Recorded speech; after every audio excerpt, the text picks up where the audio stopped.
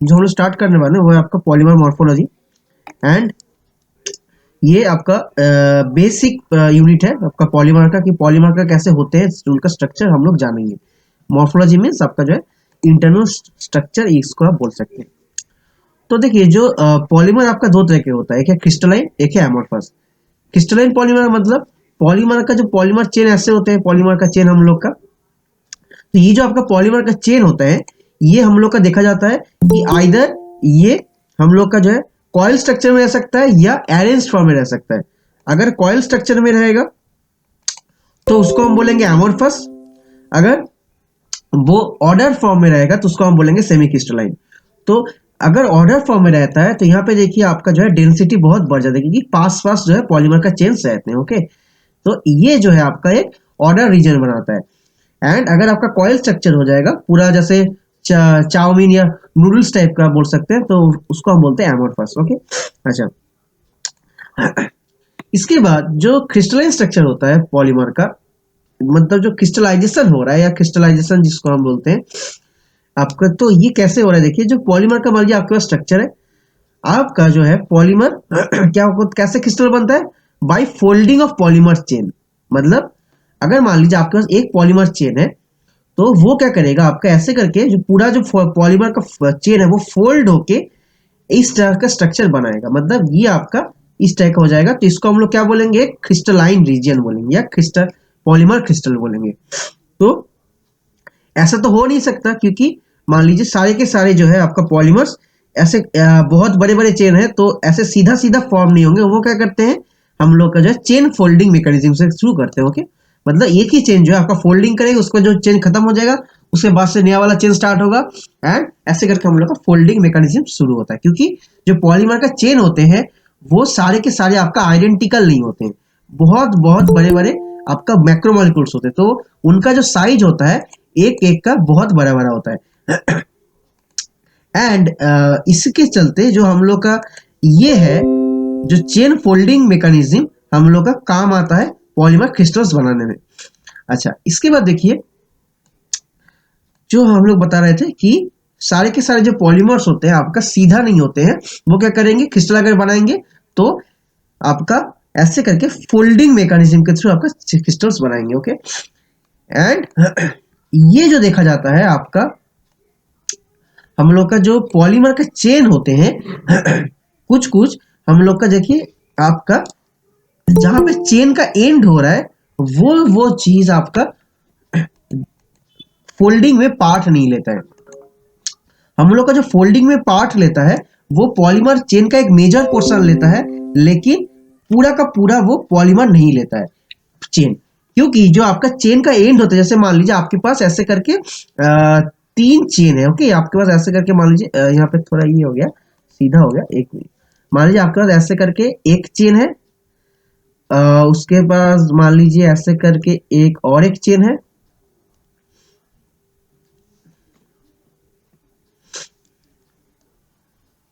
And आपका मान लीजिए और एक चेन है। ये जो तीन चेन है ये कैसे आपका फोल्डिंग करेंगे, ये आपका फोल्डिंग करेंगे पहले आपका एक एक करके। जो हम लोग का जो एंड होता है, जो पॉलीमर का जो एंड है वो हम लोग का फोल्डिंग करेगा। मतलब आपका जैसे यहाँ पे हम लोग का आप देख पाएंगे कि ऐसे करके जो पॉलीमर का चेन स्टार्ट हो रहा है वो पहले फोल्डिंग कर लिए, ठीक है, एंड आप कैसे के रुक गया, एंड जो सेकंड वाला है वो यहां से स्टार्ट हो गया, ऐसे करके हुआ। तो ये जो पार्ट्स होते हैं जो कि आपका देखिए चेन का एंड को रिप्रेजेंट कर रहे हैं, यहाँ पे जो पार्ट है ये देखिए आपका भाग नहीं ले रहा है मेरा पॉलीमर फोल्डिंग में। तो इसीलिए जो है कोई भी पॉलीमर आपका 100% क्रिस्टलाइन नहीं होता है, क्योंकि उसका जो चेन का एंड्स होते हैं वो हमेशा जो है आपका फोल्डिंग में भाग नहीं ले पाता है। इसीलिए जो आपका पॉलीमर का क्रिस्टल्स होते हैं वहां पे एमोर्फस रीजन रहता है। मतलब अगर चेन का फोल्डिंग होता है तो उसको हम बोलते हैं क्रिस्टलाइन, अगर चेन का फोल्डिंग नहीं होगा उसको हम लोग बोलेंगे एमोर्फस। तो इसीलिए जो है आपका पॉलीमर जो होता है हम लोग का 100% क्रिस्टलाइन नहीं होता है। तो हम लोग जो देख रहे थे कि एक पॉलीमरिक जो सैंपल है उसके अंदर मेरा कई तरीके का पॉलीमर चेन्स होता है।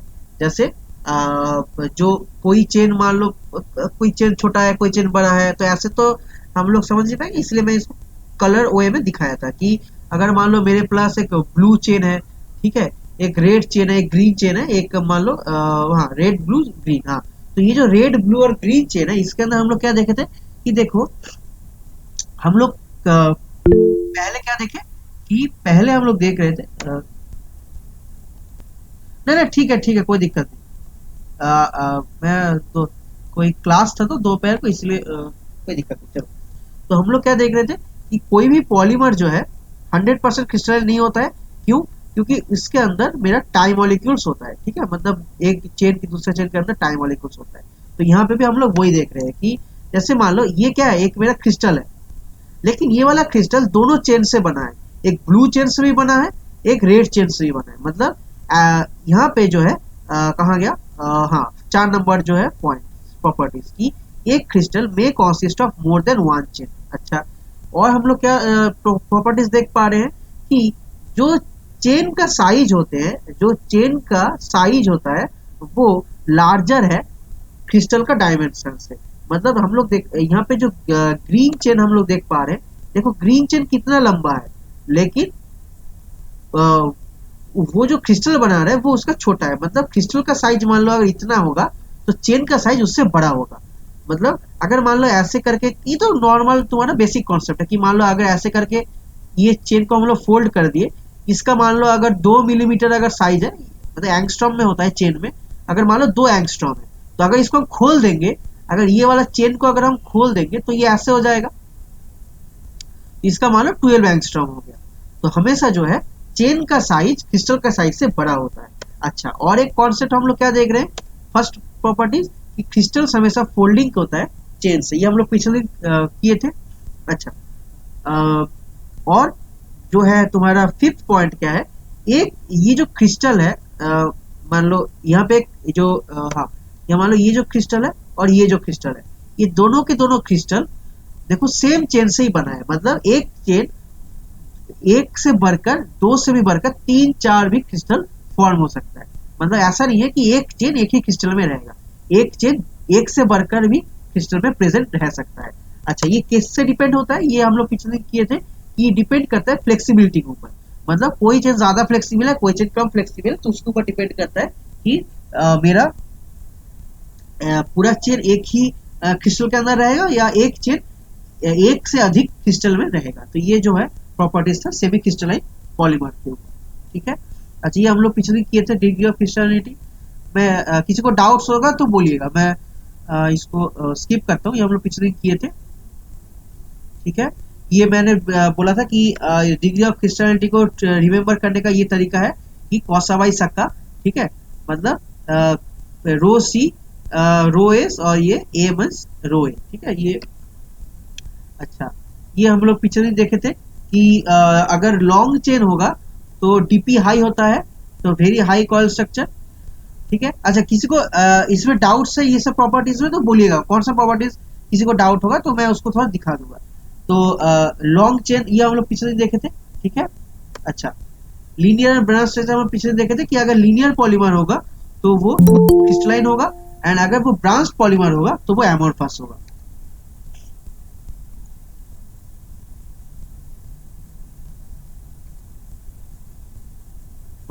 और हम लोग क्या देखे थे पिछले दिन कि मेरा आपका जो इंटरमोलिकुलर फोर्सेस है वो अगर ज्यादा होगा तो क्या वो क्या करेगा, जैसे मान लीजिए ये एक पॉलीमर का चेन है आपका, ये ब्लू पॉलीमर एक चेन है, ठीक है। तो अगर दोनों के बीच अगर ज्यादा अट्रैक्शन फोर्सेस होगा तो ये दोनों के दोनों एक दूसरे को पास आने के लिए आपका प्रेशराइज करेगा। तो क्या हो जाएगा, आफ्टर सम टाइम दोनों के दोनों पास आ जाएंगे। तो हम लोग को पता है कि क्रिस्टल का मतलब क्या है, आपका जो है जो गैप होगा वो कम होगा, मीन्स आपका जो अरेंजमेंट होगा वो बहुत ही कॉन्फाइंड होगा। और तो इससे क्या होगा, हम लोग समझ गए कि जो इंटरमोलिकुलर फोर्स अगर ज्यादा होता है तो वो पॉलीमर को क्या क्या करता है, क्रिस्टलाइन में कन्वर्ट कर देता है। मतलब अगर प्रेजेंस ऑफ पोलर ग्रुप, जैसे मान लीजिए क्लोरीन हो गया, ब्रोमीन जो कि आपके हेलोजेंस होते हैं, या मान लीजिए हाइड्रोजन बॉन्डिंग, तो वो क्या करते हैं दो चेन्स को आसपास अट्रैक्ट करते हैं। तो उससे क्या होगा, मेरा चेन्स का जो एफिनिटी मतलब अट्रैक्शन फोर्स वो हाई हो जाएगा, एंड चेन्स एक दूसरे के पास पास करके वो क्रिस्टलाइन कर देगा, ठीक है। आई होप क्लियर हुआ होगा। बल्कि साइड ग्रुप्स हम लोग देखे थे कि अगर बल्कि साइड ग्रुप्स होगा तो क्या हो जाएगा, चेन्स बिकम रिजिड। अगर अगर फ्लेक्सिबिलिटी होगा तो इससे क्या हो जाएगा, मीन्स मैं बोल रहा हूँ कि अगर बल्कि ग्रुप होगा तो चेन रिजिड होगा तो एमोरफस होगा। अगर चेन फ्लेक्सिबल है तो क्या हो जाएगा, अच्छे से पैकिंग कर पाएगा पास पास, तो वो क्रिस्टलाइन हो जाएगा। ठीक है, यहाँ पे वही बोला है कि presence of bulky groups chains become rigid, low flexibility, can not pack easily, amorphous. ठीक है सर, हाँ बताओ। पोलर पोलर ग्रुप और बल्कि ग्रुप में क्या है सर डिफरेंस, मतलब polar how we can. Polar group मतलब देखो, जैसे यहाँ पे खाली क्लोरीन है, यहाँ पे क्या है, खाली एक एलिमेंट है ना, यहाँ पे खाली क्लोरीन है। और बल्की ग्रुप मतलब मान लो स्टाइरिन हो गया, ये जैसे क्लोरीन ज्यादा बल्की है या स्टाइरिन मॉलिक्यूल ज्यादा बल्की है, बोलो यही बल्की है ना। इसके अंदर क्या होता है, इसके अंदर क्या होता है, स्टायरिन में। हाँ C6H5 होता है। ठीक है, तो ये ज्यादा बल्की है। समझ पा रहे हो कि क्लोरीन का कितना है, मान लो 35 है मॉलिक्यूलर वेट, तो इसका कितना होगा, इसका समझ पा रहे हो, क्लोरीन का कितना होता है 35 वेट उसका। एंड हाँ, इसका कितना हो गया, इसका मान लो C6H5, तो कार्बन का मान लो 12 × 6, तो मान लो 72 + 5, तो कितना हो गया तो 77। तो कौन ज्यादा बल्कि है, ये ज्यादा बल्कि होगा ना। ठीक है, क्लियर है ना। Yes sir. ठीक, तो इसके बाद हम लोग क्या देखें कि extent of cross linking. Extent of cross linking क्या है कि मान लो एक पॉलीमर चेन है, उसके नीचे और एक पॉलीमर चेन है, मान लो ऐसे करके पॉलीमर चेन है, ये दूसरे को मान लो ऐसे करके जोड़ के रखा है, एक ऐसे करके बॉन्ड। ठीक है, क्रॉस लिंकिंग ये क्या होता है, ये हम लोग सल्फर सल्फर बॉन्ड होता है। तो इससे क्या हो जाएगा, ये वाला red polymer chain blue polymer chain के पास पास आ नहीं पाएगा। तो अगर ज्यादा पास पास आ नहीं पाएगा तो क्या हो जाएगा, पैकिंग अच्छे से नहीं हो पाएगा, खाली खाली जगह रहेगा। तो ये क्या हो गया, ये मेरा एमोरफस हो गया। अच्छा, टैक्टिसिटी हम लोग देखे थे पिछले दिन। टैक्टिसिटी का मतलब क्या है कि अगर मेरा आइसोटैक्टिक आइसोटैक्टिक में जो जितना भी मेरा मीन्स ग्रुप्स है, जो साइड ग्रुप्स है, वो एक ही साइड में रहेगा। आइसिंटोटैक्टिक में क्या है, ऑल्टरनेटिंग रहेगा। अगर मान लीजिए ऐसे करके होगा, इस तरफ मान लीजिए होगा ग्रुप, तो इसका इस तरफ ग्रुप होगा, थर्ड में इस तरफ होगा, फोर्थ में इस तरफ होगा। तो ऐसे करके ऑल्टरनेटिंग मतलब सिंडियोटैक्टिक। और ये टैक्टिक में क्या है, हैप्पैजार्ड है, कोई रैंडमनेस है। तो हम लोग को पता है कि जहां पे ऑर्डर है वही क्रिस्टलाइन होगा, और जहां पे रैंडमनेस है वहां पे एमोरफस होगा। कैसे होगा कि मान लो अगर मेरा जो है सारे के सारे जो है ग्रुप्स एक तरफ हो गया, ठीक है, सारे के सारे ग्रुप्स एक तरफ हो गया, तो क्या हो जाएगा, तो मेरा और एक पॉलीमर चेन हम लोग पास में ला पाएंगे जिसका एक तरफ हो गया, तो ये इससे क्या होगा, ज्यादा अच्छे से पैकिंग हो गया। लेकिन अगर मान लो मेरा एक पॉलीमर चेन, मान लो ये टैक्टिक है, अगर मान लो ये टैक्टिक है और एक भी पॉलीमर चेन मान लो ये टैक्टिक है, तो इससे क्या हो जाएगा, दोनों के दोनों पास पास नहीं आ पाएंगे। तो क्या हो गया, ये मेरा ज्यादा एमोरफस हो गया, ये मेरा ज्यादा क्रिस्टलाइन हो गया। ठीक है, आई होप क्लियर हुआ होगा। ये हम लोग पिछले दिन किए थे। अच्छा, ये हम लोग देखे थे पिछले दिन कि कोपॉलीमराइजेशन से क्या होता है कि रैंडम कोपॉलीमर्स और ब्लॉक कोपॉलीमर, ग्राफ्ट कोपॉलीमर, ये सब क्या करते हैं, ये एमोरफस बनाते हैं। और ऑल्टरनेटिव कोपॉलीमर क्या करता है, क्रिस्टलाइन बनाता है। ठीक है, याद है, किसी को डाउट होगा तो पूछिएगा, पिछले दिन हम लोग इसको किए थे। अच्छा, हम लोग हाँ, कौन सा वाला चीज बताओ, कौन सा पॉलीमर, रैंडम, ब्लॉक, चारों चारों के चारों ना, कोई भी। Actually, I missed the previous class. Okay okay, हम लोग क्या देखे थे कि जैसे देखो, random copolymer, block copolymer, graft copolymer, alternative copolymer. Random copolymer मतलब क्या, ये तो नाम से समझ में आ रहा है कि रैंडम में क्या हो जाएगा, मान लो ए के बाद बी, बी के बाद ए के बाद बी, बी बी, ऐसे करते करते कोई ठीक नहीं है। तो रैंडम मतलब क्रिस्टलाइन नहीं बनाएगा। क्रिस्टल का मतलब क्या है, एक ऑर्डर में होना चाहिए। तो रैंडम कोपॉलीमर हमेशा एमोरफस बनाएगा। अच्छा, ब्लॉक कोपॉलीमर क्यों एमोरफस बनाएगा, इसलिए एमोरफस बनाएगा कि मान लो रेड का ब्लॉक है, ठीक है, मान लो ऐसे करके रेड का ब्लॉक है, उसके बाद मान लो ब्लू का ब्लॉक है, उसके बाद मान लो फिर से ब्लू का आ गया, उसके बाद फिर से ब्लू का आ गया। उसके बाद मान लो रेड का आ गया, ऐसे करके मान लो रेड का आ गया एक, मान लो फिर से रेड का 2 आ गया, तो कोई कोई मतलब ब्लॉक है, लेकिन ये गारंटी नहीं है कि रेड के बाद ही ब्लू आएगा या ब्लू के बाद ही रेड आएगा। तो इसलिए जो है ये भी मेरा क्या क्या करेगा, ये भी हाँ ये भी मेरा आपका एमोर्फस पॉलीमर क्रिएट करेगा। अच्छा, ग्राफ्ट को पॉलीमर क्यों एमोर्फस करता है, सेम कॉन्सेप्ट है कि अगर मान लो एक रेड पॉलीमर चेन ऐसे जा रहा है और उसका साइड में ऐसे करके आपका जो है दूसरा मतलब ब्लू का जो चेन वो ऐसे करके झूल रहा है, ठीक है, और एक मान लो पॉलीमर चेन है जो मान लो ऐसे करके है, ठीक है, और रेड उससे जा रहा है, तो क्या हो जाएगा, दोनों के दोनों चेन आपस में पास पास नहीं आ पाएंगे। कौन हिंडर करेगा, ये जो आपका साइड वाला जो चेन है ये हिंडर करेगा। तो इसलिए जो है ये भी मेरा क्या होगा, एमोर्फस पॉलीमर बनाता है। तो only and only alternating copolymer ही मेरा क्रिस्टलाइन बनाएगा। क्यों बनाएगा, क्योंकि यहाँ पे फिक्स है, रेड के बाद हमेशा ही ब्लू आएगा, ठीक है, रेड के बाद हमेशा ही मेरा ब्लू आएगा। तो ये जो है मेरा गारंटी है। समझ में आया, आगे बढ़े। Yes, yes. ठीक है, तो इसके बाद हम लोग क्या देख रहे थे, प्रॉपर्टीज, कि जहां पे मेरा एमोर्फस पॉलीमर, जहां पे मेरा एमोर्फस पॉलीमर क्या होगा, वो ट्रांसपेरेंट होगा। क्यों ट्रांसपेरेंट होगा एमोर्फस पॉलीमर, एमोर्फस पॉलीमर इसलिए ट्रांसपेरेंट होगा क्योंकि उसके No specking नहीं है. हाँ उसके अंदर जितना भी मेरा खाली खाली स्पेस है, फ्री स्पेस है, उसके अंदर से लाइट इजीली पास कर सकता है।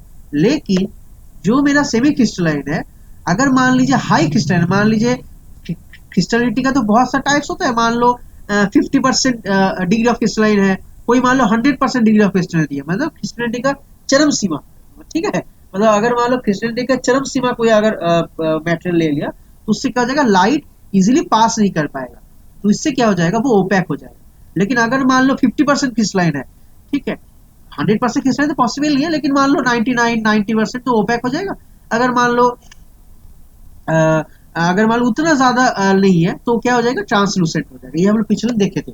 तो ये क्यों होता है, यहाँ पे हम लोग जिसका कारण देखे थे वो यही है कि जो एमोर्फस होता है, एमोर्फस में क्या हो गया, मेरा लाइट इजीली पास कर सकता है, ठीक है, लेकिन सेमी क्रिस्टल में क्या है, वो स्कैटर हो जाता है। क्यों स्कैटर होता है, क्योंकि जो मतलब स्कैटरिंग सेंटर होता है जो कि क्रिस्टलाइट से बनता है। क्रिस्टलाइट्स का मतलब क्या है, क्रिस्टलाइट्स का मतलब है कि यहाँ पे ये पॉलीमर क्या है, सेमी क्रिस्टलाइन पॉलीमर है, लेकिन जहां पे पैकिंग ज्यादा अच्छे से हो गया है उसको हम लोग क्या बोलते हैं, क्रिस्टलाइट्स बोलते हैं। ये जो पैकिंग जहां पे अच्छे से हुआ है उसको हम लोग बोलते हैं क्रिस्टलाइट्स। ये क्रिस्टलाइट्स से क्या करते हैं, लाइट को अंदर घुसने से रोकते हैं, तो और उससे क्या होता है, स्कैटरिंग हो जाता है। इसीलिए जो है एमोर्फस पॉलीमर ट्रांसपेरेंट होता है क्योंकि वो लाइट को पास करता है, लेकिन क्रिस्टलाइन पॉलीमर क्या करता है, लाइट को पास करने से रोकता है। यहाँ तक क्लियर है, पारोमिता समझ में आया, पिछले दिन यहाँ तक हम लोग किए थे। Yes sir. ठीक है, अच्छा आज हम लोग जो है नेक्स्ट फैक्टर में जा रहे हैं। हम लोग अभी तक कितना फैक्टर पर क्या है, 7 वाला फैक्टर कि इफेक्ट ऑफ कोपॉलीमराइजेशन से क्या होता है, ठीक है। अभी हम लोग जो है 8वां फैक्टर हम लोग पढ़ने जा रहे हैं, कूलिंग रेट। देखिए अगर जो मेरा अगर स्लो कूलिंग रेट होगा तो क्या हो जाएगा, पॉलीमर मेल्ट जो है उसको ज्यादा टाइम मिलेगा पैकिंग करने में। तो अगर ज्यादा टाइम मिलेगा अच्छे से पैकिंग करने में तो क्या हो जाएगा, क्रिस्टलाइन पॉलीमर हो जाएगा, ठीक है। पॉलीमर मेल्ट मतलब मान लो पॉलीमर मोल्टेन स्टेट में है, ठीक है, वो सॉलिडिफाई नहीं हुआ है। अगर हम लोग धीरे धीरे ठंडा करेंगे तो क्या हो जाएगा, उसके अंदर ज्यादा वो टाइम मिलेगा उनको अच्छे से पैकिंग करने में। तो इससे क्या हो जाएगा, पॉलीमर का जो चेन का अच्छा पैकिंग होगा, मतलब अच्छे से वो लोग क्रिस्टलाइन फॉर्मेशन करेंगे। तो इसलिए कूलिंग रेट हमेशा डिपेंड करता है कि वो क्रिस्टलाइन फॉर्म करेगा या एमोर्फस फॉर्म करेगा, ठीक है। अच्छा, तो स्लो कूलिंग से क्या होता है, क्रिस्टलाइन बनता है, और अगर ज्यादा जल्दी कूलिंग करेंगे तो उससे क्या हो जाएगा, वो एमोर्फस बनेगा, ठीक है। ये एक छोटा वाला एक फैक्टर है। अच्छा, ये वाला भी अच्छा फैक्टर आया है, देखिए न्यूक्लिएटिंग एजेंट। न्यूक्लिएटिंग एजेंट का मतलब क्या है, न्यूक्लिएटिंग एजेंट मान लो तुम्हारे पास एक पॉलीमर मेल्ट है, ठीक है, मान लो ये मेरे पास एक पॉलीमर का कटोरा है, इसके अंदर मान लो पॉलीमर का मेल्ट। अच्छा, अगर मैं बाहर से एक ये डाल दूं, न्यूक्लिएटिंग एजेंट्स डाल दूं, इससे क्या हो जाएगा, बहुत ही जल्दी जल्दी क्रिस्टल फॉर्म होना स्टार्ट करेगा। मतलब न्यूक्लिएटिंग एजेंट क्या करता है, ये एक फॉरेन पार्टिकल्स है जिसको हम लोग डालते हैं पॉलीमर के अंदर to provide a surface at which nuclei can form. मतलब न्यूक्लियाई हम लोग देखे हैं ना, न्यूक्लियाई में किसी को डाउट नहीं है, न्यूक्लियाई हम लोग जो देखे थे ये वाला न्यूक्लियाई का, न्यूक्लियाई का मतलब ये वाला जो है मेरा, ये वाला जो है न्यूक्लियाई होता है इसको, ठीक है। तो ये जो है हम लोग अगर न्यूक्लिएटिंग एजेंट से अगर डालेंगे तो क्या हो जाएगा, मेरा पॉलीमर के अंदर न्यूक्लियाई जल्दी जल्दी फॉर्म होगा। तो इससे क्या हो जाता है, मेरा फास्ट क्रिस्टल फॉर्मेशन होगा। मतलब हम लोग को अगर जल्दी जल्दी क्रिस्टल फॉर्म करना है, लेकिन हम लोग के पास टाइम नहीं है। हम लोग को पता है कि अगर हम धीरे धीरे कूल करेंगे तो क्रिस्टल बनेगा, लेकिन उतना भी टाइम नहीं है, वेट करें, पेशेंस नहीं है, तो उतना देर तक वेट करें। तो थोड़ा जल्दी कूलिंग हो जाए लेकिन क्रिस्टल भी फॉर्म हो, तो उसके लिए हम लोग किसका सहारा लेंगे, न्यूक्लिएटिंग एजेंट्स का। न्यूक्लिएटिंग एजेंट्स क्या करेगा, डाल देंगे हम लोग, वो जल्दी जल्दी आपका जो है क्रिस्टल फॉर्म करने में आपको हेल्प करेगा, ठीक है। ये उसका ही पिक्चर, ये सेम का पिक्चर है, स्कैनिंग इलेक्ट्रॉन माइक्रोस्कोपी, ठीक है। तो ये हम लोग बाद में देखेंगे आपका जब कैरेक्टरिस्टिक पढ़ेंगे। तो ये क्या हो गया, आपका न्यूक्लिएटिंग एजेंट्स कई तरीके का होता है देखने में, कोई फाइबर का रॉड का दिखता है, कोई ट्यूब की तरह दिखता है, स्फीयर की तरह, फ्लेक की तरह। लेकिन इसको हम लोग क्लासीफाई करते हैं दो तरीके से, एक ऑर्गेनिक, एक इनऑर्गेनिक। तो ऑर्गेनिक में क्या क्या आता है, ऑर्गेनिक में ये सब आता है आपका, ये उतना इंपॉर्टेंट नहीं है, अगर क्वेश्चन उतना आता नहीं है तभी मैं दिखा दे रहा हूँ कि सेलुलोज फाइबर होता है, सेलुलोज क्रिस्टल होता है, सिल्क फाइबर होता है, कार्बन ब्लैक होता है, कार्बन नैनोट्यूब होता है, ग्राफाइट, कार्बन फाइबर, ग्राफीन, ये सब क्या है मेरा डालते हैं तो न्यूक्लिएटिंग एजेंट्स के रूप में, ठीक है। ये हो गया ऑर्गेनिक हो गया। अच्छा, इनऑर्गेनिक क्या है, इनऑर्गेनिक है आपका क्ले है, आपका पॉस है, पॉस मतलब आपका पॉलीहेड्रल ओलिगोमेरिक साइलेस क्विक्स, ठीक है। अच्छा, और क्या है, ग्लास फाइबर है, सिलिका है, टैल्क है, कैल्शियम कार्बोनेट है। ये सब क्या है मेरा पॉलीमर के अंदर जो है हाँ, पॉलीमर के अंदर आपका क्या करते हैं हम लोग, जो है कैल्शियम कार्बोनेट ये सब डालेंगे तो ये क्या करेगा, न्यूक्लिएटिंग को न्यूक्लियस को जल्दी फास्ट कर देगा। क्रिस्टलाइजेशन का दो स्टेप है, हम लोग पिछले भी पढ़े हैं। क्रिस्टलाइजेशन का एक फर्स्ट स्टेप क्या आता है आपका न्यूक्लिएशन, सेकेंड स्टेप क्या आता है ग्रोथ। मतलब जो क्रिस्टल छोटा वाला फॉर्म हुआ वो बड़ा होगा ग्रोथ फेज में। तो क्रिस्टलाइजेशन का दो स्टेप है, एक न्यूक्लिएशन, एक ग्रोथ। तो न्यूक्लिएटिंग एजेंट क्या करता है, जल्दी जल्दी न्यूक्लिएशन को स्टार्ट कर देता है, ठीक है। ये हम लोग दो तरीके से डाल सकते हैं। अगर हम लोग इनऑर्गेनिक डालेंगे तो ये सब हम लोग उसका एग्जाम्पल, अगर ऑर्गेनिक डालेंगे तो जो ग्राफीन था फिर वो सब इसका एग्जाम्पल। आई होप क्लियर होगा, किसी को डाउट है तो बोलिए। अच्छा, अभी जो इम्पोर्टेंट ये वाला कॉन्सेप्ट है, देखिए कैसे होता कैसे है। देखिए मान लीजिए ये वाला अगर हम लोग नहीं डालते, ठीक है, तो क्या होता, मान लो ये पॉलीमर का मेल्ट है, अगर काला होगा मतलब क्या है, एमोर्फस है, ठीक है। काला काला देखो यहाँ पे जो ब्लैक है मतलब एमोर्फस है। मैं अगर इसको जूम कर दूं, देखिए, ठीक है, क्या हो रहा है मेरा, जो यहाँ पे कोई भी एमोर्फस नहीं है, सॉरी कोई भी क्रिस्टलाइन नहीं है। अच्छा, क्रिस्टलाइजेशन बिगिन हुआ, क्या कर रहे हैं हम लोग, ठंडा कर रहे हैं, ठीक है। क्या कर रहे हैं, ठंडा कर रहे हैं। तो ठंडा करने में क्या हो गया मेरा, देखो धीरे धीरे क्रिस्टल फॉर्म हो रहा है, धीरे धीरे क्रिस्टल फॉर्म हो रहा है, ठीक है। तो जब धीरे धीरे क्रिस्टल फॉर्म हो रहा है, उससे क्या हो रहा है, क्रिस्टल जब फॉर्म हो रहा है, क्रिस्टल फॉर्म होने के बाद जो न्यूक्लियसिंग वो क्या होगा, ग्रोथ करेगा, ठीक है। तो ये क्या हो गया, ग्रोथ हो गया, ठीक है। अच्छा, कूलिंग जब पूरा ठंडा हो गया, पूरा ठंडा होने के बाद भी देखो खाली गिना चुना ही क्रिस्टल बन पाया।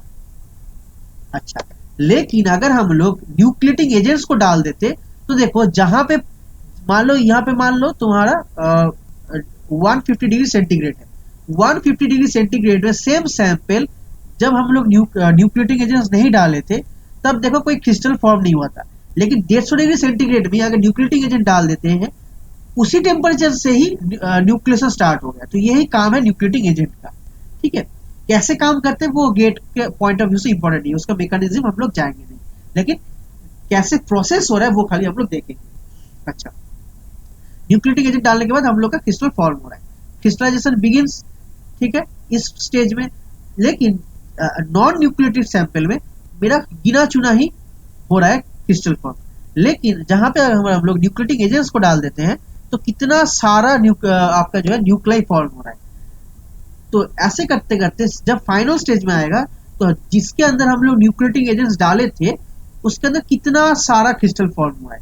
लेकिन अगर नहीं डालते तो देखो कितना ब्लैक स्पेस है, मतलब ये क्या है, एमोर्फस रीजियंस है। तो अगर न्यूक्लियोटिक एजेंट्स डालते हैं तो ज्यादा क्रिस्टल फॉर्म होगा, अगर नहीं डालते हैं तो कम क्रिस्टल फॉर्म होगा। आई होप क्लियर हुआ, किसी को डाउट्स होगा तो बोलिए इस इमेज से।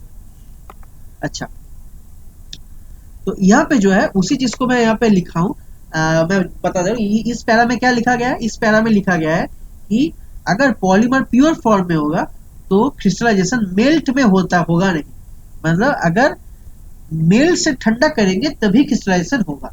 लेकिन अगर हम लोग न्यूक्लियोटिक एजेंट्स डाल देंगे तो पॉलीमर जब लिक्विड स्टेट में है वहां से स्टार्ट हो जाता है न्यूक्लिएशन, ठीक है। ये यहाँ इस में हम लोग ये वाला चीज देखें। अच्छा, उसके बाद हम लोग क्या देख रहे हैं, लेकिन क्या होगा अगर हम लोग एक चीज नोट करेंगे कि अगर, बहुत इंपॉर्टेंट, इसको देखो अच्छे से, अगर मान लो न्यूक्लियोटिक एजेंट्स डालेंगे तो क्या हो जाएगा, बहुत सारा छोटा छोटा क्रिस्टल फॉर्म होगा। लेकिन अगर न्यूक्लियोटिक एजेंट्स नहीं डालेंगे तो क्या होगा, बहुत ही बड़ा बड़ा क्रिस्टल फॉर्म होगा। क्यों ऐसे होता है, आई होप क्लियर, ये वाला आपको पता होगा, मैं तभी वो दिखा दे रहा हूं। मान लो ये वाला है, ठीक है, मान लो 1 2 3 4 क्रिस्टल फॉर्म हुआ है, ठीक है। ये मान लो एक सैंपल है, एक नंबर 1 सैंपल, और ब्लू सैंपल में मान लो क्या है, बहुत सारा न्यूक्लियाई फॉर्म हुआ है। अच्छा, तो जब ये ग्रो होगा, ये वाला जब ग्रो करेगा तो ग्रो करने के बाद क्या होगा, ये जो 4 न्यूक्लियाई है इनके पास एरिया है, तो ये क्या कर पाएंगे, ये बड़ा हो पाएंगे ग्रोथ फेज में, ये बड़ा बड़ा हो पाएंगे। लेकिन यहाँ पे क्या होगा, इतना न्यूक्लियाई फॉर्म हुआ है, तो ये जब ग्रो करना चाहेंगे इनके पास ज्यादा एरिया नहीं होगा बड़ा बड़ा होने में।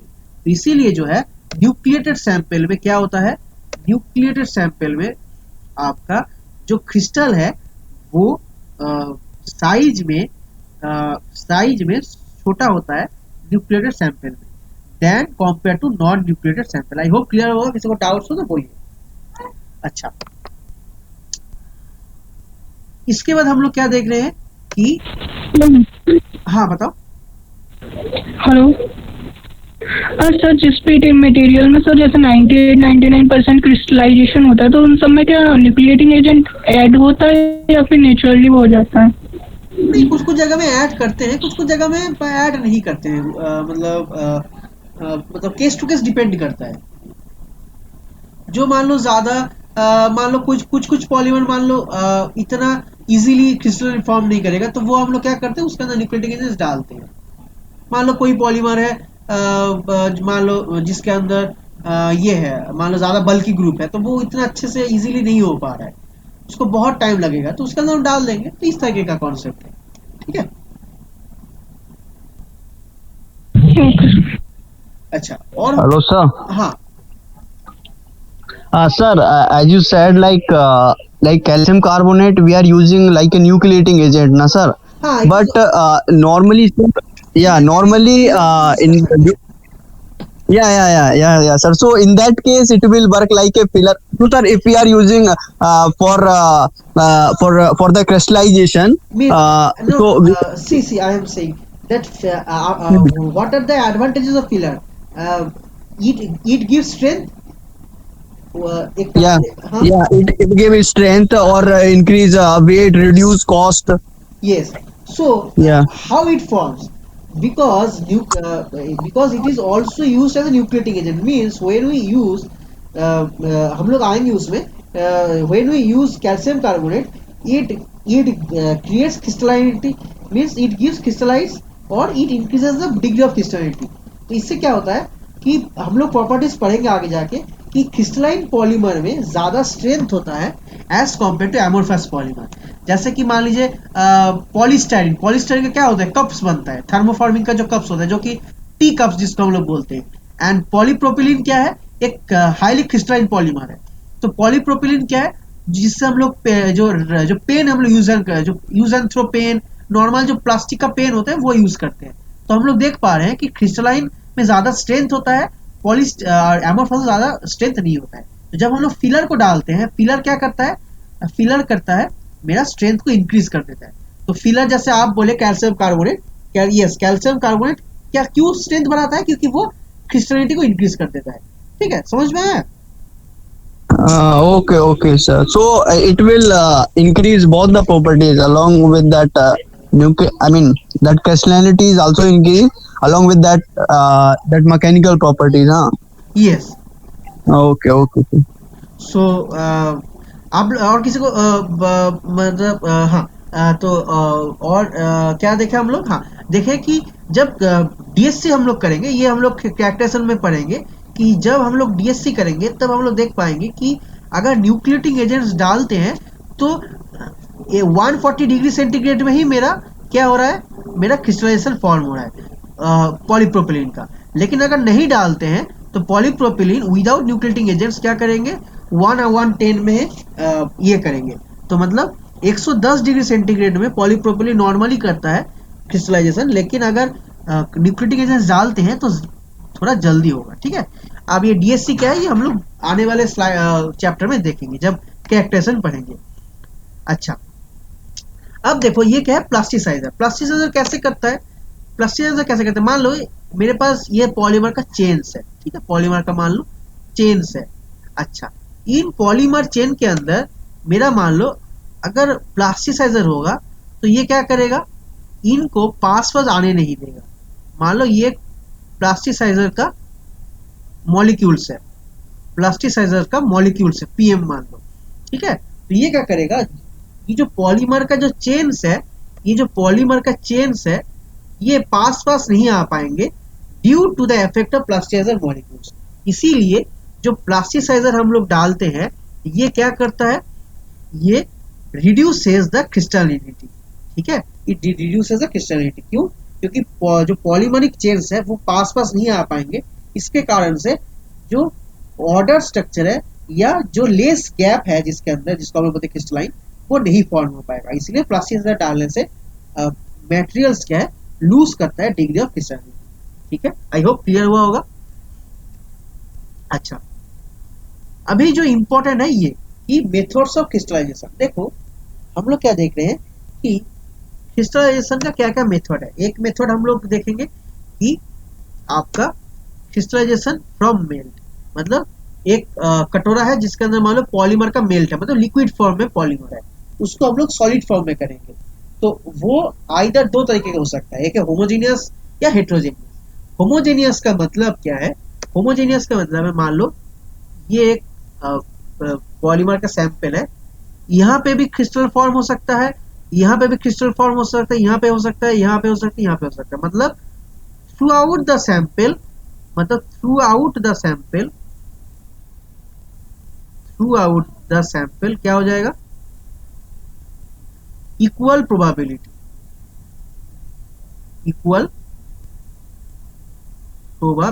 मतलब यहाँ पे कोई पॉइंट स्पेसिफिक नहीं है कि इसी पॉइंट पे क्रिस्टल फॉर्म हुआ, इसी पॉइंट पे क्रिस्टल फॉर्म हुआ।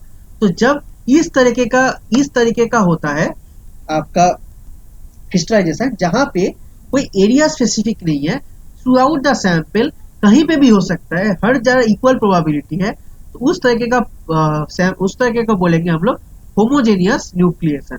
हेट्रोजेनियस में क्या है, हेट्रोजेनियस में है कि मैंने इस जगह न्यूक्लिएटिंग एजेंट डाल दिया, इस जगह न्यूक्लिएटिंग एजेंट डाल दिया, तो क्या हो जाएगा, यहाँ पे ही मेरा न्यूक्लिएशन स्टार्ट होगा। मतलब जहां पे हम लोग पॉलीमर मेल्ट को आदेश दे देंगे कि यहाँ से क्रिस्टलाइजेशन करो, तो वो हो जाएगा हेट्रोजेनियस। वो कैसे हम लोग देंगे उसको order, by adding nucleating agents और समथिंग इम्प्यूरिटीज, एनीथिंग।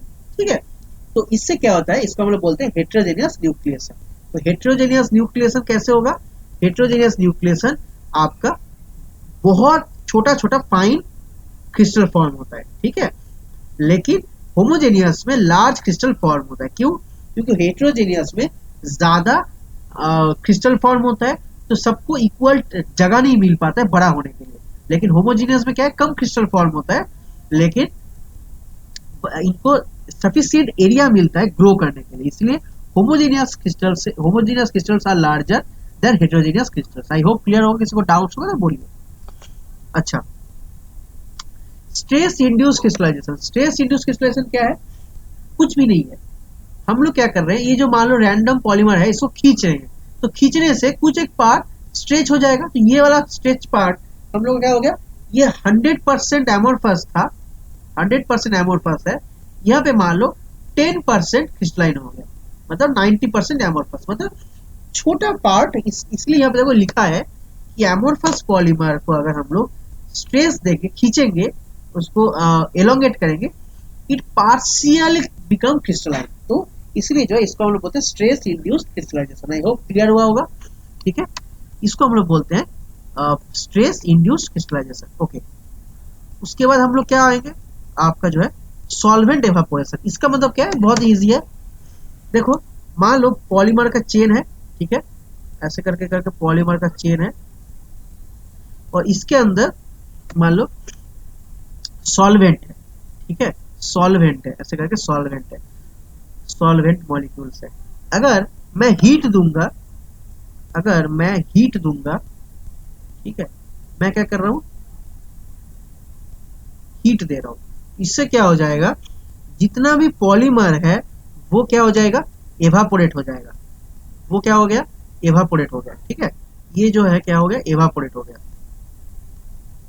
तो जब एवापोरेट हो जाएगा, आफ्टर एवापोरेशन क्या हो जाएगा, ये जितना भी ब्लू चेन्स है, ये जितना भी ब्लू चेन्स है, ये क्या हो जाएंगे, पास पास आ पाएंगे, तो ये क्या फॉर्म कर देंगे, क्रिस्टल फॉर्म कर देंगे। इसलिए जो है सॉल्वेंट एवापोरेशन से कैसे क्रिस्टल बनता है, ये वाला मेथड है। तो ये तीन मेथड है जो प्राइम है, कि एक है सॉल्वेंट एवापोरेशन, एक है क्रिस्टलाइन मींस आपका जिसको हम लोग बोलते हैं स्ट्रेस इंड्यूस क्रिस्टलाइजेशन, एक है मेरा क्रिस्टलाइजेशन फ्रॉम मेल्ट। तो ये जो है मेरा 3 प्राइम मेथड्स है क्रिस्टलाइजेशन का, ठीक है। ओके, इसको डाउट्स है तो बोलिए। ओके, अभी जो ये वाला जो पॉइंट है जो आप बता रहे थे कि जो CaCO3, देखिए वो यहाँ पे लिखा है स्ट्रक्चर प्रॉपर्टी कोरिलेशन, कि कैसे स्ट्रक्चर होगा वो स्ट्रक्चर से डिपेंड करता है कैसे मेरा प्रॉपर्टीज होगा। तो यहाँ पे हम लोग देख पा रहे हैं कि क्रिस्टलाइन रीजन जो होते हैं ये स्ट्रेंथ प्रोवाइड करता है पॉलीमर को, और जो एमोर्फस पॉलीमर है ये फ्लेक्सिबिलिटी प्रोवाइड करता है मींस पॉलीमर को। ये मत समझिएगा कि देखिए पॉलीमर को फ्लेक्सिबिलिटी प्रदान करता है, चेन फ्लेक्सिबिलिटी नहीं है। अगर चेन फ्लेक्सिबल होगा तो पॉलीमर क्रिस्टलाइन बनेगा, लेकिन अगर एमोर्फस पॉलीमर है उसके अंदर चेन फ्लेक्सिबल नहीं है, चेन रिजिड है।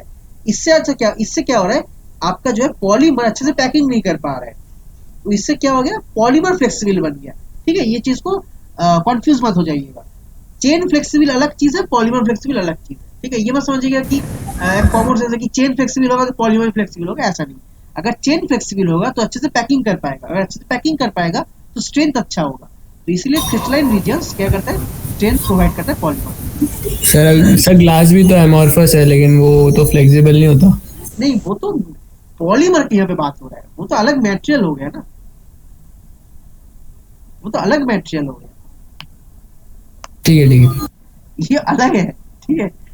क्योंकि मुझे पता है, मैं भी एक टाइम में गुजरा हूं, इसलिए मैं पहले हम लोग को बता दिया कि फ्लेक्सिबल मतलब आप समझेंगे कि एकदम नरम हो या एकदम मुलायम, ऐसा नहीं है, ठीक है। मतलब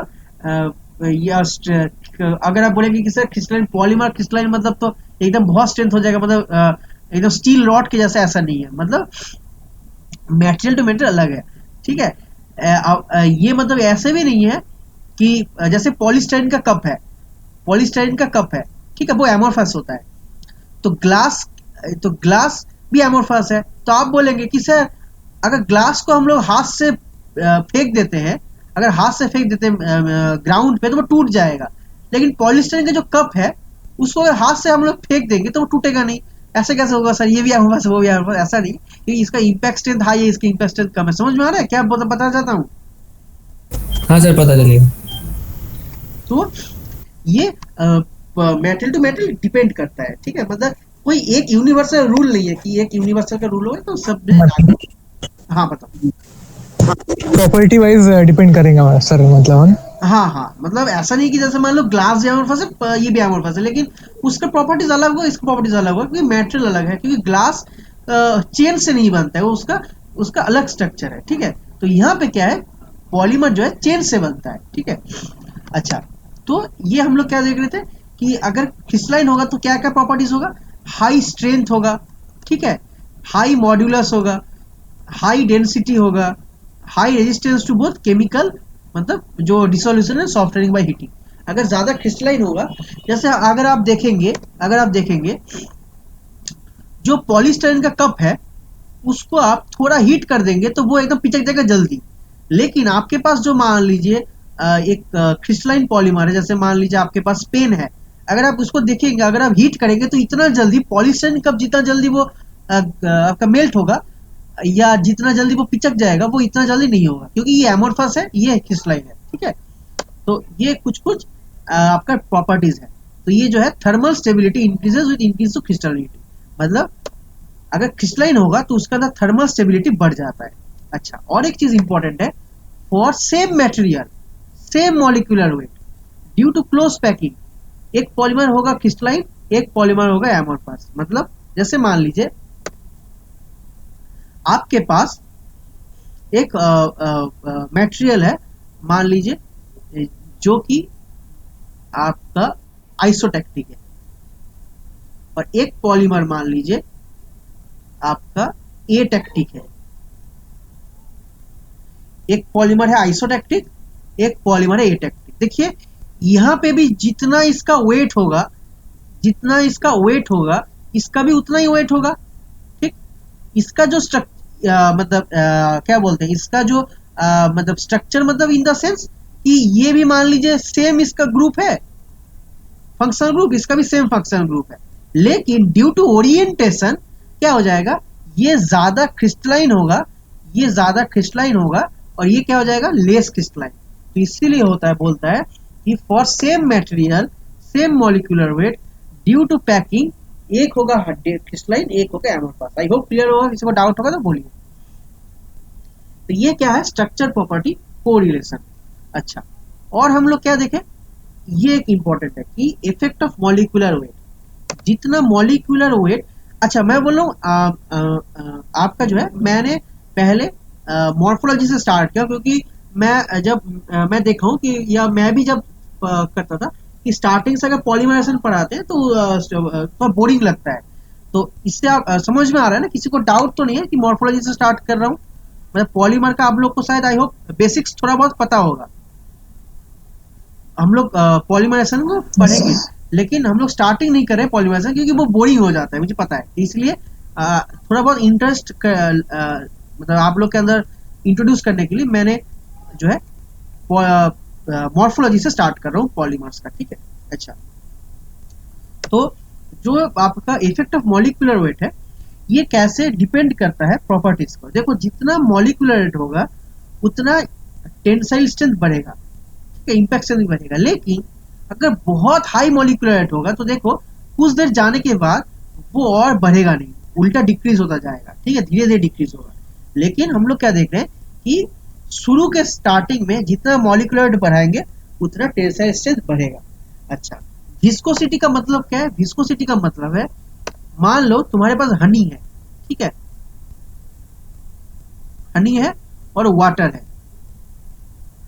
तो हनी जो है इजीली फ्लो नहीं करता है। अगर तुम हनी को गिरा दोगे फ्लोर पे तो वो इजीली फ्लो नहीं करेगा, लेकिन वाटर क्या होगा, वो इजीली फ्लो करता है। तो इसका मतलब क्या है, हनी का विस्कोसिटी ज्यादा है, मतलब रेजिस्टेंस टू फ्लो ज्यादा है, लेकिन वाटर का विस्कोसिटी लेस है, ठीक है। तो इसी को ही हम लोग बोलते हैं आपका विस्कोसिटी। तो कुछ कुछ पॉलीमर का विस्कोसिटी हाई होता है, कुछ कुछ पॉलीमर का विस्कोसिटी कम होता है। तो जो पॉलीमर का विस्कोसिटी हाई है उसका क्या है देखा जाता है कि जितना मॉलिक्यूलर वेट बढ़ेगा विस्कोसिटी उतना बढ़ेगा, ठीक है। ये एक प्रॉपर्टीज है। अच्छा, आई होप क्लियर हुआ होगा विस्कोसिटी का मतलब। अच्छा,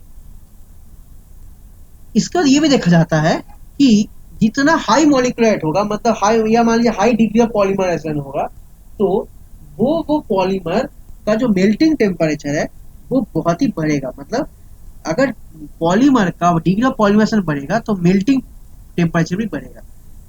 मतलब कि कोई कोई पॉलीमर आपका कम डिग्री ऑफ पॉलीमराइजेशन में उसका मेल्टिंग टेम्परेचर कम होता है, एंड अगर उसका मेल्टिंग टेम्परेचर बढ़ाने के लिए क्या करते हैं हम लोग, डिग्री ऑफ पॉलीमराइजेशन को बढ़ा देते हैं, ठीक है। ये प्रॉपर्टीज है।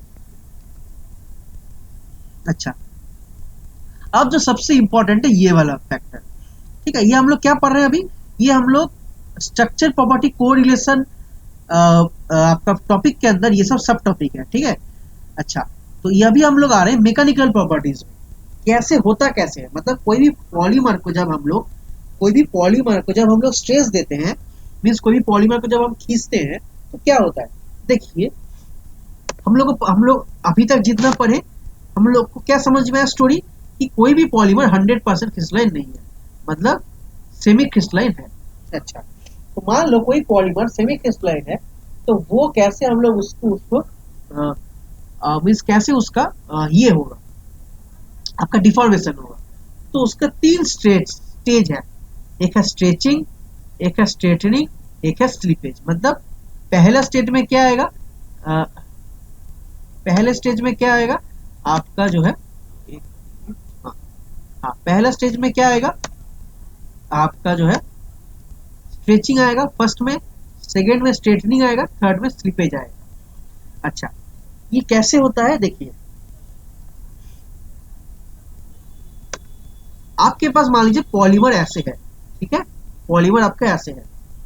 अच्छा, तो अभी इसको ऊपर हम लोड दिए नहीं है, आप देख पा रहे होंगे क्लियरली कि मैं इसको रुकिए, एक इसको पूरा ये कर देता हूँ। हाँ, देखिए आप देख पा रहे होंगे क्लियरली कि जो पॉलीमर है ये क्या है, ये वाला पोर्शन क्रिस्टलाइन पोर्शन है, क्रिस्टलाइन है। इस यहाँ पे कितना अच्छे से पैकिंग हुआ है आप देख पा रहे होंगे, और यहाँ पे क्या है, ये भी क्रिस्टलाइन है।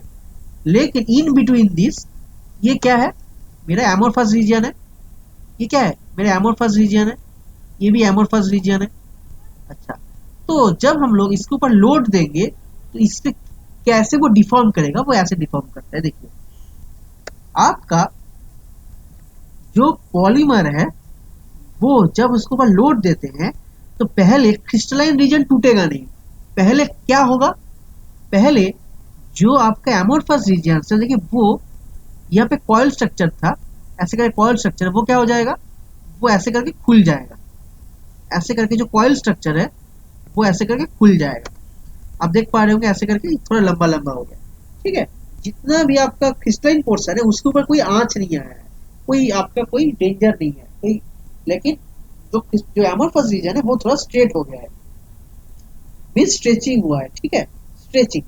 अच्छा, उसके बाद देखिए हम लोग क्या देख रहे हैं, जब हम लोग और भी लोड देंगे तो क्या होगा, जो पॉलीमर एमोर्फस है वो तो स्ट्रेचिंग होगा ही होगा, लेकिन यहाँ पे बहुत इंपॉर्टेंट पॉइंट है।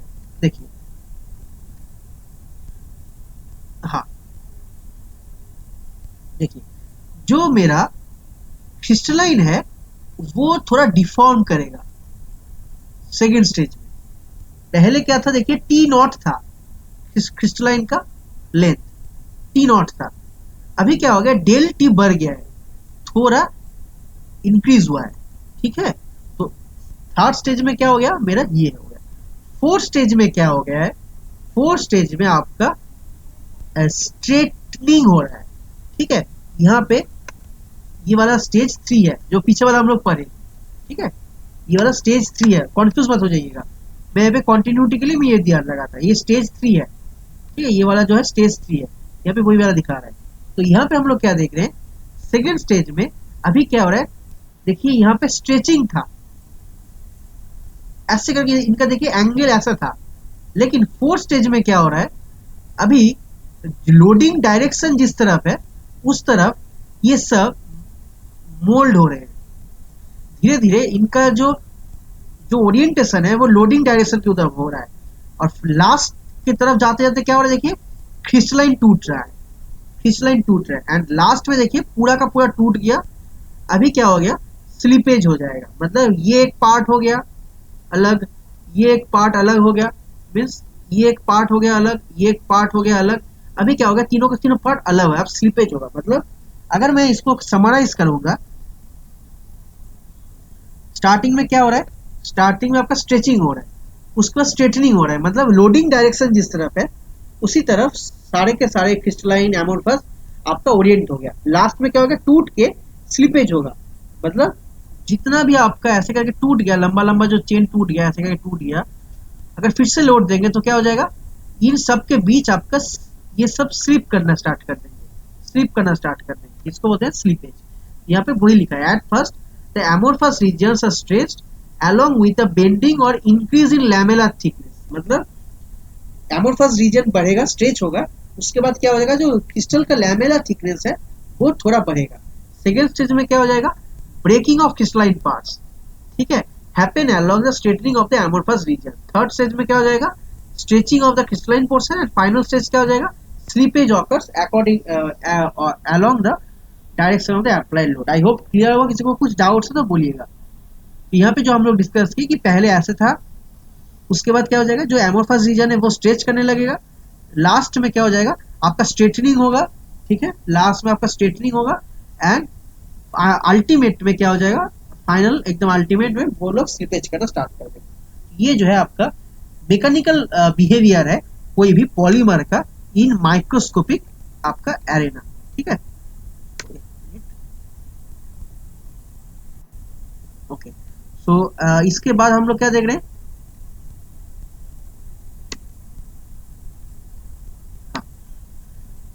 इसके बाद हम लोग क्या देख रहे हैं कि ड्यू टू एनुअलिंग क्या हो रहा है। अच्छा हाँ, हाँ ये आपका फोर्थ सब टॉपिक है, यहाँ पे ये आपका दूसरा एक टॉपिक है, ठीक है। ये क्या है, ड्यू टू एनुअलिंग क्या होता है, देखिए एक चीज मैं आपसे पूछ रहा हूं, मान लीजिए थोड़ा कोशिश करिएगा आंसर देने का। मान लीजिए आपके पास ये पॉलीमर सैंपल है जिसके अंदर मान लीजिए बहुत सारा स्फेरुलाइट है, बहुत सारा स्फेरुलाइट है, बहुत सारा स्फेरुलाइट है। ये मान लीजिए सैंपल 1 है, और एक सैंपल है जिसके अंदर मान लीजिए 4 स्फेरुलाइट है। तो व्हिच इज मोर क्रिस्टलाइन, आपका सैंपल 1 ज्यादा क्रिस्टलाइन है या सैंपल 2 ज्यादा क्रिस्टलाइन है? थोड़ा क्लास को इंटरेक्टिव करिए, थोड़ा बोल दीजिए कौन ज्यादा, एनी केस सैंपल 2। हाँ, सैंपल 2 ज्यादा क्रिस्टलाइन है। क्यों ज्यादा क्रिस्टलाइन है? क्योंकि यहाँ पे जितना आपका बड़े बड़े क्रिस्टल है, मैं पहले ही डिस्कस किया था कि अगर मान लीजिए दोनों स्फेरुलाइट का जो बाउंड्री है वो क्या है, मेरा एमोर्फस है। ये तो क्रिस्टलाइन, ये भी क्रिस्टलाइन, लेकिन बीच का जो है वो एमोर्फस है। तो यहाँ पे कितना बाउंड्री है, देखो कितना बाउंड्री है, लेकिन यहाँ पे उतना ज्यादा बाउंड्री है नहीं। तो इसीलिए जब बड़े बड़े क्रिस्टल होगा तो क्या हो जाएगा, मेरा डिग्री ऑफ क्रिस्टलिटी हाई होगा, लेकिन छोटा छोटा क्रिस्टल होगा तो डिग्री ऑफ क्रिस्टलिटी कम होगा। अच्छा, अब मुझे बताओ कौन सा प्रोसेस है जिस प्रोसेस से मैं फाइन क्रिस्टल को बड़े क्रिस्टल में कन्वर्ट करता हूं, वो है एनीलिंग। ठीक है, एनीलिंग में क्या होता है मैं अभी दिखा रहा हूं। यहाँ पे एनीलिंग वाला कहां गया? हाँ, ये वाला पॉइंट मिस हो गया था। हाँ देखो, जो है हाँ देखो, पहले क्या है, देखो हम लोग देख पा रहे हैं कि बहुत ज्यादा क्रिस्टल है, फाइन क्रिस्टल है, मीन्स फेरुलाइट है। ठीक है, अच्छा, एनीलिंग एक प्रोसेस है जिस प्रोसेस से हम लोग फाइन क्रिस्टल को बड़े क्रिस्टल में कन्वर्ट करते हैं। तो ये कैसे प्रोसेस है? ये हीट ट्रीटमेंट प्रोसेस है, जिसके कारण से क्या होता है, पॉलीमर को हम लोग हीट करते हैं बिटवीन Tg एंड Tm। मतलब जो एनीलिंग एक प्रोसेस है जिस प्रोसेस के अंदर मटेरियल का टीजी और टीएम। टीएम तो आपको समझ में आएगा कि जो है मेल्ट टेम्परेचर। टीजी हम लोग आने वाले क्लासेस में पढ़ेंगे कि टीजी का मतलब है आपका ग्लास रेजर टेम्परेचर। तो ये अभी आप थोड़ा ये जान लीजिए कि एनीलिंग एक ऐसा हीट ट्रीटमेंट है, ये दोनों टेम्परेचर का बीच में अगर हम हीट करेंगे तो इससे क्या हो जाएगा, जो मटेरियल का बीच का, जो मटेरियल का पॉलीमर का जो चेन्स होते हैं, जो चेन्स होते हैं, ये इनको जब हीट मिलेगा ये क्या करेंगे, आपका ये लोग वाइब्रेट करना स्टार्ट कर देंगे एंड ये लोग मूव कर पाएंगे। ये जब मूव करेंगे तो जो छोटे छोटे क्रिस्टल्स है, ये देखो 2 मिनट में हम हीट किए इसी टेम्परेचर में, बिटवीन टीजी एंड टीएम, इस टेम्परेचर का बीच में हम लोग 2 मिनट तक हीट किए, तो ऐसा है स्फेरुलाइट। 3 मिनट के बाद हम लोग क्या देख रहे हैं, ये सब क्या हो रहा है, एक दूसरे से जुड़ के देखो बड़े बड़े बने हैं। देखो यहाँ पे 3 है, यहाँ पे 3 है। 4 मिनट के बाद देखो और भी बड़े बड़े क्रिस्टल बन रहे हैं एंड 5 मिनट के बाद पूरा का पूरा एक ही स्फेरुलाइट हो गया, पूरा का पूरा एक ही स्फेरुलाइट हो गया। तो इस प्रोसेस से क्या होता है, जो क्रिस्टलाइन पॉलीमर्स होते हैं वो ज्यादा डिग्री ऑफ क्रिस्टलिटी अटेंड करते हैं एंड जो पॉलीमर मान लो जिसके अंदर क्रिस्टलाइन पोर्शन तो है लेकिन डिग्री ऑफ क्रिस्टलिटी इतना नहीं है क्योंकि उसके अंदर छोटे छोटे क्रिस्टल है। तो एनीलिंग एक ऐसा प्रोसेस है जिस प्रोसेस से हम लोग बहुत बड़े बड़े क्रिस्टल बना पाते हैं। तो एनीलिंग एक ऐसा प्रोसेस है। किसी को डाउट्स हो तो बोलिएगा।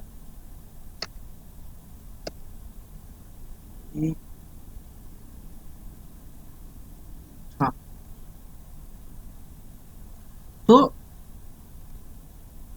ड्यू टू एनीलिंग क्या क्या हो रहा है, आपका जो एनीलिंग प्रोसेस से हम लोग का क्रिस्टलिटी बनता है। हम लोग अभी देखें, ठीक है, क्रिस्टलिटी आपका बढ़ता है क्योंकि पहले मान लीजिए आपका 10 स्फेरुलाइट था, अभी क्या मतलब सर हाँ बताओ। एनीलिंग प्रोसेस में डिफरेंट पॉलीमर के लिए डिफरेंट टेम्परेचर पे करना होगा क्या सर? हाँ एनीलिंग क्योंकि टीसी सबका अलग अलग होता है, टीएम सबका अलग अलग होता है, तो उनका बीच में हम लोग रखेंगे। मतलब बीच की वैल्यू? हाँ, बीच का वैल्यू में रखेंगे एंड हीट करेंगे उस टेम्परेचर में, थोड़ा मतलब आइसोथर्मल होल्डिंग करेंगे, मतलब सेम टेम्परेचर में उसको रख के थोड़ा टाइम को बढ़ाएंगे। ओके ठीक है सर। तो एनीलिंग में क्या हो रहा है, मेरा छोटा छोटा जितना भी पॉलीमर है वो ये होके एक बड़ा सा पॉलीमर बन रहा है। तो इससे क्या होता है, मेरा मैकेनिकल प्रॉपर्टीज इंक्रीज होता है।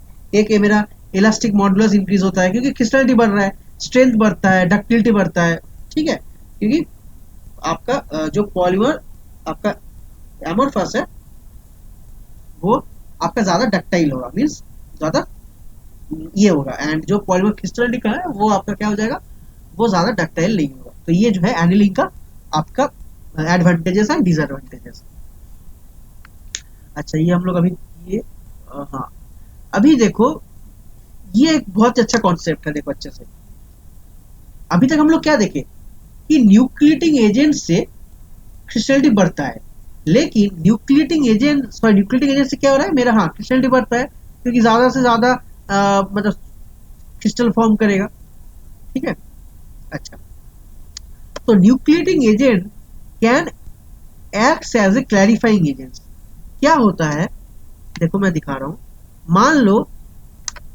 मान लो तुमको एक ऐसा मटेरियल बनाना है, पीपी का एक ऐसा मटेरियल बनाना है जो ज्यादा ओपेक ना हो, वो थोड़ा बहुत ट्रांसलूसेंट हो।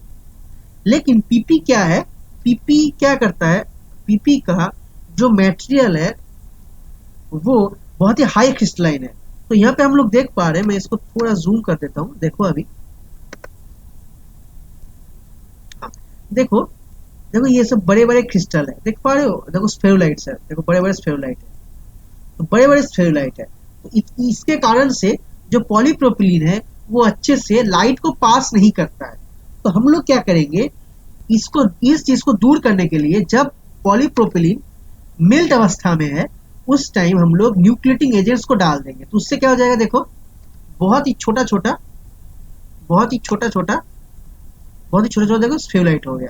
तो हम लोग क्या देखें कि पॉलीप्रोपिलीन अगर हम लोग न्यूक्लिएटिंग एजेंट्स डालेंगे तो उससे क्या हो जाएगा, मेरा स्मॉलर क्रिस्टल्स होगा, तो क्या हो जाएगा, थोड़ा बहुत लाइट को पास करेगा। तो इसीलिए न्यूक्लिएटेड सैंपल अगर मुझे पॉलीप्रोपिलीन का मान लो एक ये चाहिए, आपका थोड़ा बहुत लाइट पास करे तो उससे क्या हो जाता है, मेरा जो स्फेरोलाइटिक स्ट्रक्चर है वो छोटा छोटा हो जाएगा। तो उससे क्या हो जाएगा, बीच का जो इंटरस्फेरोलाइटिक डिस्टेंस है वो बढ़ जाएगा। तो उससे क्या हो जाएगा, एमोर्फस क्वांटिटी थोड़ा बढ़ जाएगा।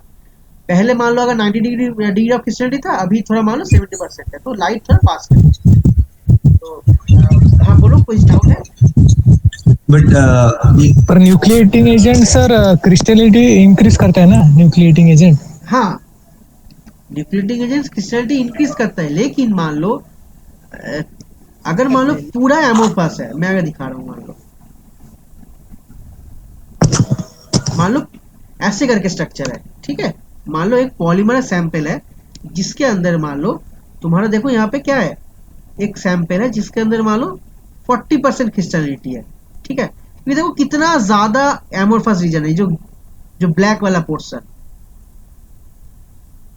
लेकिन अगर हम लोग ये डालेंगे, न्यूक्लिएटिंग एजेंट्स डालेंगे, तो देखो इतना सारा ब्लैक पोर्शन नहीं रहेगा। अच्छा, तो मेरा क्या हो गया, पूरा का पूरा कवर हो गया। लेकिन क्या हो रहा है यहाँ पे, मैं तुमको दिखा रहा हूँ। मान लो यहाँ पे समझो इसको, मान लो एक ऐसे है, 3 बक्सा है, ठीक है। ये एक सैंपल है, ये एक सैंपल है, ये एक सैंपल है। अच्छा, ये मान लो 1, ये मान लो 2, ये मान लो 3, ठीक है। अच्छा, यहाँ पे मान लो 2 स्फेरोलाइट है। अच्छा, यहाँ पे मान लो बहुत सारा स्फेरोलाइट है।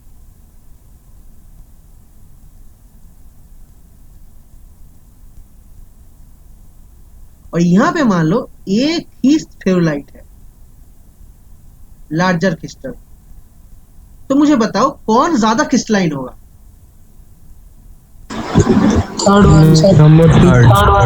हाँ, वेरी गुड, तो थर्ड वन होगा। तो न्यूक्लिएटिंग एजेंट क्या करता है, मान लो एमोर्फस पॉलीमर या मान लो कोई एक पॉलीमर है, उससे ज्यादा क्रिस्टलाइन करेगा, ठीक है। अच्छा, लेकिन मान लो मेरा पास एक पॉलीमर है जो स्टार्टिंग से ही ऐसा बनाएगा। मान लो एक मेरे पास एक पॉलीमर है, वो मान लो स्टार्टिंग से ही ऐसे करता है, स्टार्टिंग से ही ऐसे करता है। तो मुझे इसका जो मान लो थोड़ा घटाना है, इसको डिग्री ऑफ क्रिस्टलिटी घटाना है। तो हम लोग क्या करेंगे, जब ये मेल्ट अवस्था में है उस टाइम न्यूक्लिएटिंग एजेंट्स डाल देंगे, तो ये वाला जो चीज है वो इसमें कन्वर्ट हो जाएगा। तो न्यूक्लिएटिंग एजेंट्स क्या करता है, मान लो एकदम लो क्रिस्टलाइन अगर है, मतलब अगर लो एमोर्फस या लो क्रिस्टलाइन है, उससे क्रिस्टलिटी बढ़ाता है। लेकिन अगर मान लो बहुत ही ज्यादा हाई क्रिस्टलाइन है, उससे घटाता भी है। समझ में है अभी कॉन्सेप्ट? Yes sir. तो ये जो है न्यूक्लिएटिंग एजेंट्स का एक काम है, जिसको हम लोग बोलते हैं क्लैरिफाइंग एजेंट्स। तो इससे क्या हो जाएगा, न्यूक्लिएटिंग एजेंट्स डालने से मेरा जो सैंपल है वो स्मॉलर क्रिस्टल होगा, तो allow light to pass. Non nucleating मतलब न्यूक्लिएटिंग एजेंट्स डाले नहीं है, ठीक है। यहाँ पे देखो कितना बड़े बड़े जो है मेरा स्फेरोलाइट है, यहाँ पे देखो कितना छोटा छोटा स्फेरोलाइट है। तो किससे क्या हो रहा है, मेरा इंटर स्फेरोलाइटिक जो बाउंड्री है वो बढ़ जाएगा, इससे ज्यादा एमोर्फस होगा। क्लियर है? किसी को कुछ डाउट्स है? बट मैं ये सोच रहा था कि इनिशियल केस में जो है बड़ा बड़ा क्रिस्टल है और उसके स्पेसिंग भी जो है वो बड़ा है, मतलब कि एमोर्फस रीजन भी ज्यादा है। और अगर न्यूक्लिएटिंग एजेंट डाल दिया तो मतलब वो स्पेस तो फिल कर रहे हैं ना, मतलब छोटा छोटा क्रिस्टल भी फिल कर रहे हैं, तो एमोर्फस रीजन कम हो जाएगा। एमोर्फस रीजन कम हो जाएगा तो स्कैटरिंग भी लाइट का कम होगा ना। हाँ हाँ हाँ, ठीक ही तो बोले। तो फिर लाइट को पास करेगा ना, मैं समझ या नहीं कर? देखो मैं तुम्हारा डाउट समझ रहा हूँ। देखो मैं बता रहा हूँ कि मान लो कोई एक पॉलीमर है, वो मान लो स्टार्टिंग से मान लो हाई क्रिस्टलाइन है। समझ पा रहे हो मैं क्या बोलना चाहता हूँ? न्यूक्लिएटिंग एजेंट्स अगर डालेंगे तो न्यूक्लिएटिंग एजेंट्स डालने से मेरा हमेशा पॉलीमर ऐसे ही बनेगा। अब मान लो मेरे पास एक पॉलीमर है जिसके अंदर मान लो बहुत ही कम क्रिस्टल बना है, मतलब मान लो एक पॉलीमर है, मान लो सपोज एक्स पॉलीमर है जो हमेशा ऐसे ही बनाता है, ठीक है। अब मुझे ये वाला पॉलीमर को ऐसे बनाया है, हम लोग बनाएंगे तो क्या क्या डालेंगे, न्यूक्लिएटिंग एजेंट्स डालेंगे। अब मान लो एक वाई पॉलीमर है जो स्टार्टिंग से मान लो बहुत बड़ा स्फेरोलाइट बनाता है, तो हम लोग क्या करेंगे, मुझे चाहिए कि मुझे इस तरह से बनाना है, तो हम लोग क्या करेंगे, न्यूक्लिएटिंग एजेंट्स डालेंगे। तो न्यूक्लिएटिंग एजेंट्स हमेशा ऐसा ही करेगा, ठीक है, समझ में आ रहा है? अब मान लो मुझे अगर चाहिए कि ये जो वाई पॉलीमर, देखो एक्स पॉलीमर क्या करेगा, एक्स पॉलीमर हमेशा ही ट्रांसपेरेंट करेगा। एक्स पॉलीमर क्या करेगा, ट्रांसपेरेंट करेगा। मतलब इसके अंदर से मान लो ये जो प्लास्टिक का बॉटल है, मान लो ये एक्स पॉलीमर है, ठीक है, मुझे हमेशा ऐसा करेगा। अच्छा, लेकिन मान लो एक वाई पॉलीमर है जो ऐसे कर रहा है, हमेशा ओपेक बनेगा। मुझे वाई पॉलीमर का जो ओपेसिटी इसको घटाना है, तो क्या करेंगे हम लोग, न्यूक्लियोटिक एजेंट्स डालेंगे, तो इससे क्या हो जाएगा, वो ट्रांसलूसेंट हो जाएगा। समझ में आ रहा है मैं क्या बोलना चाहता हूँ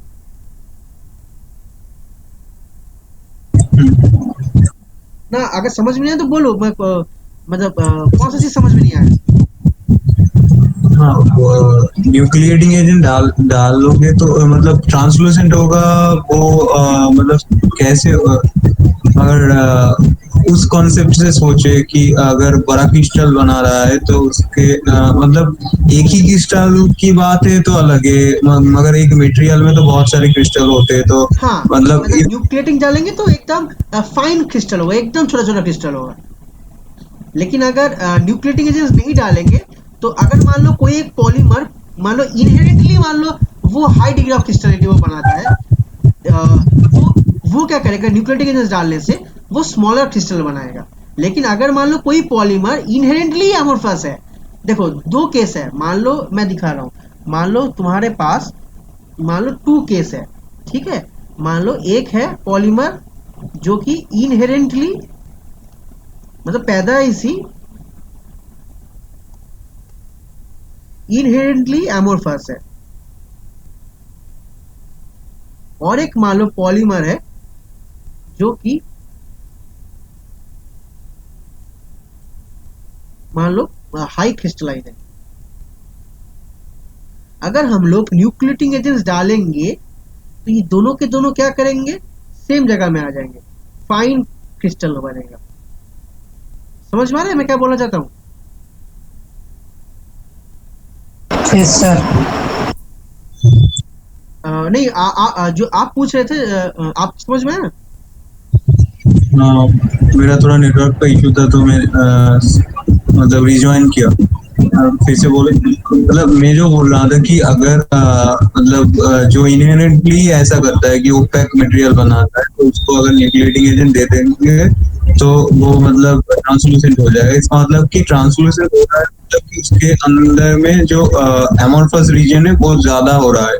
ज्यादा मतलब अगर मान लो कोई 100, मान लो 99% क्रिस्टलाइन है, तो उससे क्या हो जाएगा, एमोर्फस कंटेंट घट के मान लो 80 हो गया, 85 हो गया, ठीक है। और मान लो जो स्टार्टिंग से ही मान लो ट्रांसपेरेंट है, उसके अंदर मान लो बहुत ही कम क्रिस्टलाइन है, मान लो 10% क्रिस्टलाइन है, तो क्या करेगा, अगर हम न्यूक्लियोटिक एजेंट्स डालेंगे तो वो भी जाके फिर से 80-85 क्रिस्टलाइन हो गया।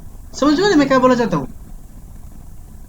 हाँ, तो ये मतलब जिसको हम लोग बोल सकते हैं न्यूक्लियोटिक एजेंट्स क्या है, एक जिसको हिंदी में बोलते हैं तुम्हारा डबल, इंग्लिश में बोलते हैं जिसको डबल एज सोर्ड या दो धरी तलवार, ठीक है, इसको याद रखना, दो धरी तलवार। मतलब ये एमोर्फस भी मतलब क्रिस्टलिटी में मतलब एमोर्फस पॉलीमर्स को कन्वर्ट करने में भी काम आता है, और क्रिस्टलाइन जो मतलब बहुत ही हाई क्रिस्टलाइन उसको भी कन्वर्ट करने के लिए काम आता है। तो न्यूक्लियोटिक एजेंट्स इसलिए यहाँ पे लिखा है समटाइम्स, यहाँ पे ये वाला चीज याद रखना, समटाइम्स, ठीक है, sometimes nucleating agents can act as a clarifying agents, ठीक है, ये बहुत ही अच्छा कॉन्सेप्ट है। तो किसी को कुछ डाउट्स है इसमें? और तो अभी हम लोग जो है फाइनल जो चीज हम लोग समझेंगे, अभी तक जितना हम लोग पढ़े वो यही है, इसका समरी कि एमोर्फस पॉलीमर हमेशा क्या करता है, इसके अंदर रैंडम क्रिस्टल स्ट्रक्चर होता है, मींस रैंडम चेन स्ट्रक्चर होता है, एंड क्रिस्टलाइन के अंदर क्या होता है, यूनिफॉर्मली पैक स्ट्रक्चर होता है, ठीक है। और ये क्या होता है, सॉफ्ट होता है और ये हार्ड होता है। इसके अंदर क्या है, do not show sharp melting point, ये शार्प मेल्टिंग पॉइंट शो करता है। यहाँ से इस बार क्वेश्चन आया था, इसी साल इसमें क्वेश्चन आया था इस कॉन्सेप्ट से। अच्छा, ये क्या करते हैं, लो सिंकेज, जो कि हम लोग आने वाले क्लासेस में पढ़ेंगे कि सिंकेज क्या है, और ये क्या है, क्रिस्टलाइन क्या है, हाई सिंकेज है। अच्छा, हम लोग क्या देखेंगे, ट्रांसपेरेंट होता है एमोर्फस, क्रिस्टलाइन क्या है, ट्रांसलूसेंट या ओपेक। अच्छा, हम लोग क्या देखें, इसके अंदर पुअर केमिकल रेजिस्टेंस है, यहाँ पे हम लोग क्या देखें, इसके अंदर गुड केमिकल रेजिस्टेंस है, ठीक है। ये क्या है, ये सब एमोर्फस है, देख पा रहे हो, ये सब फिल्म, ये सब एमोर्फस है, ये सब क्रिस्टलाइन है। सर अब शार्प मेल्टिंग पॉइंट मतलब सर? शार्प मेल्टिंग पॉइंट मतलब एक पर्टिकुलर मेल्टिंग पॉइंट में ही वो मेल्ट करेगा। देखना, मैं बता रहा हूँ, हम लोग को सबको पता है कि जो आइस है, या मान लो कोई मान लो आयरन है, इनका मेल्टिंग पॉइंट फिक्स होता है। लेकिन पॉलीमर का क्या होता है, melting point TG team fix नहीं होता है। तुम देखोगे कुछ कुछ बुक में कुछ कुछ पॉलीमर का टीजी, मान लो हर एक पॉलीमर का मान लो टीजी कुछ बुक में ये दिया होगा, कुछ बुक में वो दिया होगा, कुछ बुक में मान लो कुछ और दिया होगा। तो ऐसा क्यों होता है, ये फिक्स नहीं है। मान लो कोई ऑथर वहां पे मान लो बोल दिया कि मैं एक पॉलीमर को रेट ऑफ कूलिंग जल्दी कर दिया, कोई मान लो बोलेगा कि मैं रेट ऑफ कूलिंग जल्दी कर नहीं किया। तो बहुत फैक्टर्स है, ठीक है। तो इसीलिए जो है जो क्रिस्टलाइन होते हैं वो हमेशा एक सिंगल मेल्टिंग पॉइंट दिखाते हैं या शार्प मेल्टिंग पॉइंट दिखाते हैं। लेकिन एमोर्फस जो पॉलीमर्स होते हैं वो क्या शो करते हैं, वो एक रेंज शो करते हैं। तो यही फर्क है, ठीक है। तो हम लोग देखेंगे, ये देखना, मैं इस बार जो YouTube में मैं इस बार 2021 में इसी चीज को मैं इस बार क्वेश्चन आया तो उसको देखना, मैं उसको बोला भी हूँ, उसको जब मैं डिस्कस भी किया हूँ। समझ में मैं क्या बोलना चाहता हूँ, ये हम लोग देखेंगे आने वाले।